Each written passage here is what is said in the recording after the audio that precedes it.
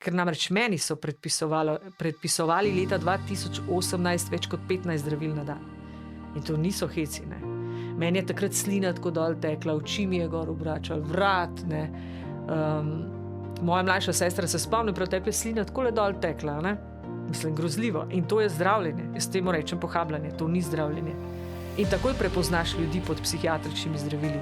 Otopeli, naravno zgledajo, nič ne morejo. In vedno rečem, je to življenje. Ker vsak človek si zasluži zdravje, si zasluži dostojanstveno življenje, da je del družbe, da nekaj dela, kar ga veseli, ne pa da je zdaj on izobčen, zato ker je bil v psihiatrični bolnici, zato ker pač sistem pač to dopušča. Drugega ne bom rekla, ne. Mislim, tako kot te poslušam, je, da ti si kar ponosna na to, da si to šla skozi. Ja, zdaj sem pa res.